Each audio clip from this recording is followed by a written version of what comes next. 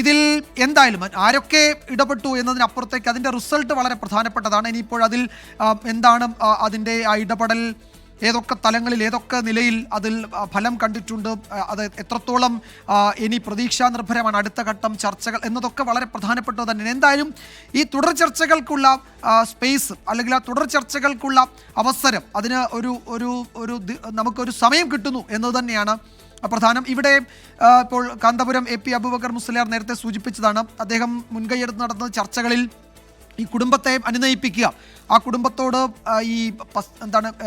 ഇവർക്ക് മാപ്പ് കൊടുത്ത് ദയാധനം വാങ്ങിയും മാപ്പ് കൊടുത്ത് മോചനം സാധ്യമാക്കാൻ വേണ്ടിയിട്ടുള്ള നീക്കങ്ങളാണ് നടക്കുന്നത്. പക്ഷേ ആ സമയത്തും ആ കുടുംബത്തിലെ ചിലർക്ക് അതിനോട് യോജിപ്പില്ല. അവരുടെ നിലപാടിൽ ഈ ശിക്ഷ നടപ്പാക്കണമെന്ന നിലപാടിൽ ഉറച്ചു നിൽക്കുകയായിരുന്നു.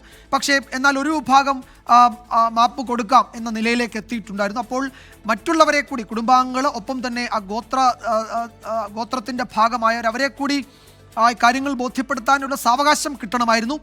അത് കിട്ടുന്നുണ്ട് എന്ന് തന്നെയാണ് ഈ ഘട്ടത്തിൽ ഏറ്റവും പ്രധാനപ്പെട്ടത്. അതാണ് വരുന്ന ഏറ്റവും വലിയ ആശ്വാസ വാർത്തയും അതുതന്നെയാണ്. അതിൽ ഇടപെട്ടവർ ആരൊക്കെ ആവട്ടെ, അവരോടൊക്കെ ഈ ഘട്ടത്തിൽ അതിൽ നന്ദി പറയാൻ മാത്രമേ നമുക്ക് കഴിയൂ. അതിൻ്റെ ഒരു അന്തിമമായ വിജയം ഉണ്ടായിട്ടില്ല. അതിലേക്ക് ഒരു ചുവട് വയ്ക്കാൻ ഈ മണിക്കൂറിൽ കഴിയുന്നു.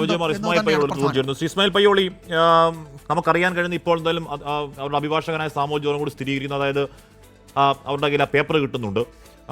വധശിക്ഷ നടപ്പാക്കുന്നത് പോസ്റ്റ്പോൺമെന്റിന്റെ പേപ്പറാണ് അവരുടെ കയ്യിലുള്ളത്.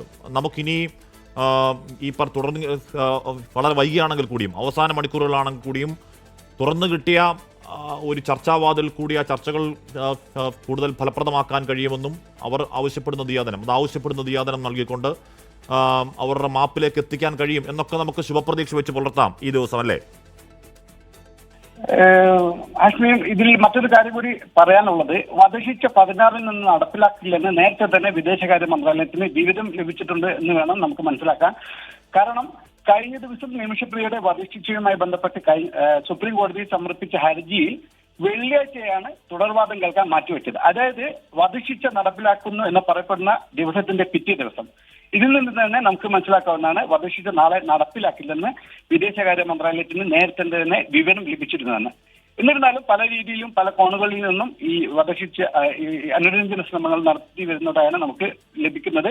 അതേസമയം തന്നെ ഈ വിഷയത്തിൽ സാമ്പത്തിക മുതലെടുപ്പിനായി പലരും രംഗത്ത് എത്തിയിട്ടുണ്ട് എന്ന കാര്യം ഇപ്പോൾ നമുക്ക് പറയാവുന്നതാണ്.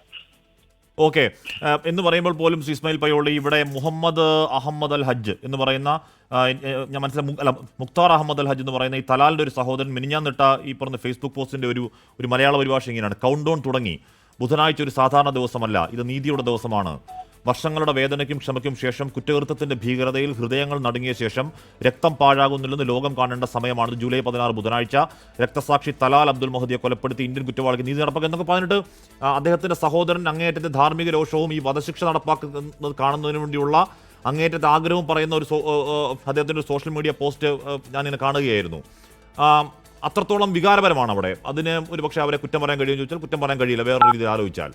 അപ്പോൾ അത്രത്തോളം വികാരപരമായി നിൽക്കുന്ന ഒരു അന്തരീക്ഷത്തിൽ നിന്നും നടപ്പാക്കുന്നത് നീട്ടിവെക്കൽ വരെ എത്താൻ കഴിയുമെങ്കിൽ നമുക്ക് നിമിഷപ്രിയെ സേവ് ചെയ്തെടുക്കാൻ കഴിയും എന്ന് പ്രതീക്ഷിക്കാം.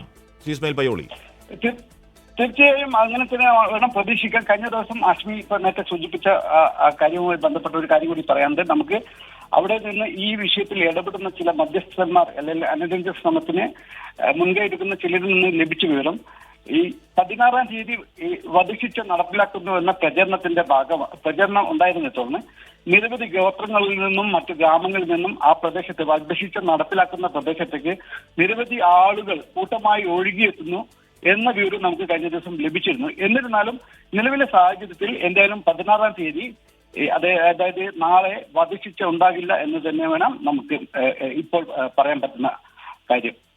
ഓക്കെ, എന്തായാലും ഈ നാളെയാണ് വധശിക്ഷ നടപ്പാക്കുന്നത് നേരത്തെ മുതൽ പറഞ്ഞുകൊണ്ടിരുന്നത്. അത് ഏതെങ്കിലും തരത്തിലൊരു ഒരു പേപ്പറിന്റെ അടിസ്ഥാനത്തിൽ പറയുകയാണെന്ന് ചോദിച്ചാൽ അങ്ങനെയല്ല. അതിനാണ് അവർ അഭിഭാഷകനൊക്കെ പറഞ്ഞുകൊണ്ടിരുന്നത്. മാത്രമല്ല, ഈ തലാലിന്റെ സഹോദരൻ അദ്ദേഹത്തിന്റെ സോഷ്യൽ മീഡിയ പോസ്റ്റ് ഇടുന്നത് പോലെ ഈ ബുധനാഴ്ച എന്ന് പറയുന്നത് വധശിക്ഷ നടപ്പാക്കുന്ന ദിവസമേ അവിടുത്തെ എല്ലാ ആൾക്കാരും കരുതിയിരുന്നതാണ്. അത് കാണാൻ വേണ്ടിയുള്ള കാത്തിരിപ്പിലാണ് അവിടെ കുറേ അധികം ആളുകൾ ഉണ്ടായിരുന്നത്.